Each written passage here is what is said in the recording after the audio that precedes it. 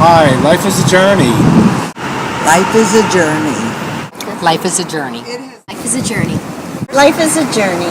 Life is a journey. Life is a journey. Life is a journey. Enjoy the moments. Life is just a journey, and that's something you should know.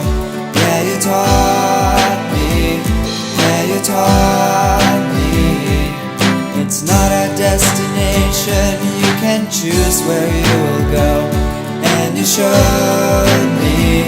Yeah, you showed me. You hear about people getting cancer all the time, but never once do you sit and think to yourself, hey, this is going to happen to someone I know.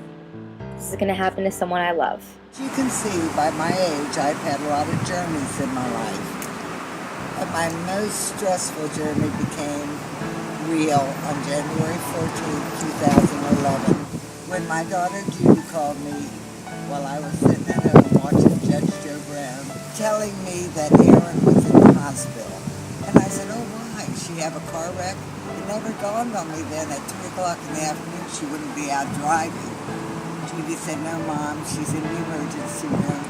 And they did a CAT scan and they found a brain lesion. And at that point, my heart stopped and I knew that my journey was just beginning. The moment I got the call from my mom, I still remember it like it was yesterday. I was sitting on my friend's couch, watching TV while she was cleaning her kitchen, and my mom said, there's a mass on Annie's brain. January 12th started out like any other day, or so I thought. Midway into the afternoon, I was walking up to the cafeteria and I experienced tiredness. At that point in time, I ended up sitting down on the stairs in the middle of our hospital, ultimately going to the emergency room and ultimately being told that via a CAT scan I had a brain tumor. At that point, was admitted to the hospital. On Friday, January 14th, my neurosurgeon, Dr. Bales, took me to the OR and took a lemon-sized tumor out of my head. Ever since that night, encrypted in my head, those words of wisdom will remain. The very same you always said. Don't take anything for granted, or let my fears bring me down. Wear a smile on my face, I'll be strong when you're around. I'm Erin's sister Judy. Mom has talked about a little bit about what we went through in the days up before her surgery, a little disbelief, a little bit of shock. The neurosurgeon and the cancer doctor both asked us not to, if it was okay if they didn't speculate what this tumor might be until they actually had the results of that test. I truly believe now that they knew exactly what it was, but wanted to spare us. And so we lived a life of happiness after they got all the tumor out, they told us, and Erin was doing great, went home after a couple days. The night before we were going to her first appointment, I was down at Erin's looking at her discharge summary. Someone wasn't very smart. On the top of it, it said high-grade glioma. Because we didn't read the discharge summary. We did not read the discharge summary, which probably protected us a little. I think it was God helping us. But it said high-grade glioma. And Erin ultimately then was diagnosed with a glioblastoma multiforme. It is a type of brain cancer that is very common in the elderly, people of 70 and 80 years of age. It's the most aggressive form of brain cancer that you can have. So for the elderly, usually, depending on where it is, they take out what they can and then you just live the rest of your life until it takes you. Erin's was in her left frontal lobe, so in an area that they could take out a good bit, but it didn't affect her quality of life.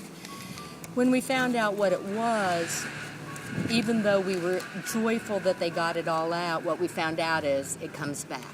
It comes back at an average of 9 to 18 months in the elderly. We don't know quite what we have in a person at age 49, but it kicked us all. I mean, we didn't know. We thought the death thoughts. That first night I went home, and if my daughter cried a little, I probably drank a little bottle of wine by myself. Actually, I probably drank a big bottle of wine by myself. But what we've learned in all of this is it is a journey. And it's hard to waller in your own pity when the person with cancer has moved forward. And so she's taken us with her. And this is all about not only helping Erin through this, but now we are part of helping others through it too. So through this foundation, what we're doing is providing money for those that can't afford some of the treatments, and certainly for everyone, even those that can afford it, for the comfort care that we can provide. And the other thing I think ultimately it's going to be is support for families that are going through the same thing that we have gone through. And it will continue to be a journey for us and for those then within the cancer division at the Mary Bab Randolph Cancer Center. It will provide monies for research for this deadly kind of cancer that kills people, and hopefully one day there'll be a cure for this as well. When I found out that Erin had cancer, I didn't know what to do. I felt alone and scared and not sure what to do.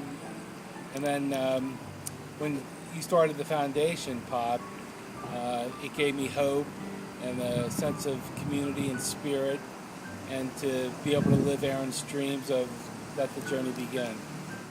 Here my boyfriend. Oh, whoops, he just left. Boyfriends. Get my boyfriend so that all your sorority sisters can see him. There are two parts of this. The first is that when you take the first step on your journey, you never know where it's going to lead you.